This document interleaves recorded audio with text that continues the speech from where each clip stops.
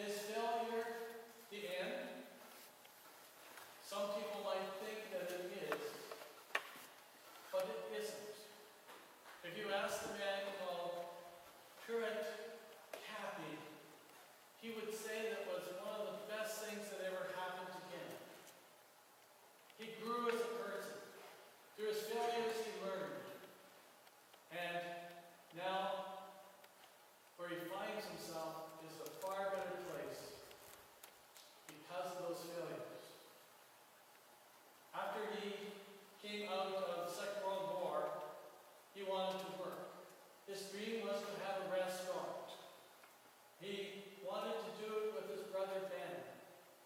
And they bought a building, made it into a restaurant, called it the Dwarf Grill. It was open 6 days a week, 24 hours a day. And from the moment it started, it made money. So where was the failure? It came the next year. His two brothers were in a small airplane and it crashed, killing both of them. His partner Ben was killed, his brother. It decimated him. But within a year, he had paid off Ben's widow. They had plans, Ben and he, and one of the plans was to extend a line of restaurants. So he, from Harborville, Georgia, made another restaurant. It went well too. He was making money. But one night, about 12 o'clock at night, he got a phone call. The restaurant was ablaze. By the time he got there was nothing left. And the church was pitiless. He planned to rebuild, but he went to the doctor for a checkup. And they found that he needed an operation from polyps in his intestine. And so he was off work for 8 months. So did he just say, that's it, life is over? Not at all. He got thinking about his menu, and particularly the boneless chicken breast. And he made for fast food sandwich, chicken sandwich. You know what restaurant chain I'm talking about? Chick-fil-A. They have, in the year 2000, 900 restaurants worth about $1 billion. He would say that failure is not the end. What you do is you learn from your failures, or when you have a difficult time, you learn from them too. And you pull it together, and you start over with God's help. I'm not sure you'd say God's help, I'm saying. When we have failures, we say to ourselves sometimes, it's over. Your dreams are shattered. And you think that nothing good could happen. But with anything that happens, there's a decision that can be made. You can make the decision to wallow in your grief and sadness, or you can make the decision to move on, learning from what has happened. And that's exactly where Ruth and Naomi found themselves. Naomi, with her husband, had moved to the country of Moab. There was a famine in their land, so they found food there, shelter, security. They were sojourners, but they didn't have any rights.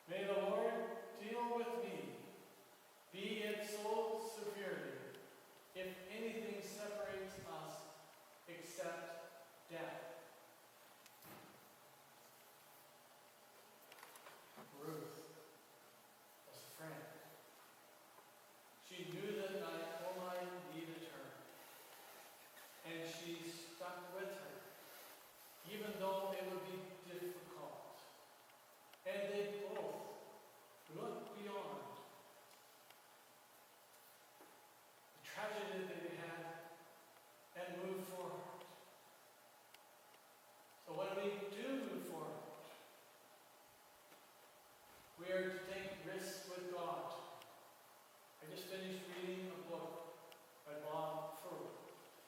He's Chinese. The book was God's Double Agents. He's Chinese. He was raised communist. He was in Tiananmen Square the day before the army slaughtered those people. He had to go back because his girlfriend, which became his wife, was desperately sick. He had to take her back to the college and the hospital there. She almost didn't survive.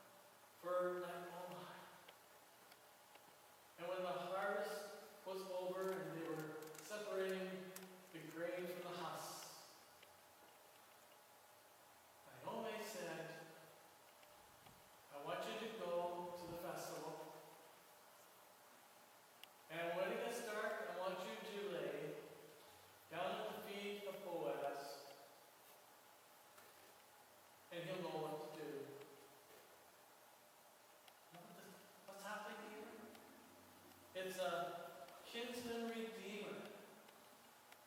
If you go into the Old Testament, you'll read about it, in which if some man dies, his brother would take his wife as his wife and bear children, so their land would not fall out of use, and his name would still be established in Israel. And so Boaz accepted that. Redeemer, kinsman, redeemer. And this is where it really gets interesting. They struggled. They failed. And yet God was there. Boaz became Ruth's husband. They had a child. And Naomi was absolutely delighted, as any grandparent would. And that child was the great-grandfather of King David. And if we go farther, he was one of the ancestors of Jesus Christ. And Jesus came to this world to live among us. He's our kinsman. But he also is our redeemer. And that's why he came. Because he's our redeemer. We know that he will be with us in the good times and the bad times. We will have our failures. We will think that the end has come in our life. And he will help us go through, learn the lessons we're to learn, and then be the person and be in the situation that he wants us to be in. His failure end? Not at all. With Jesus, we are more than conquerors through him who loved us.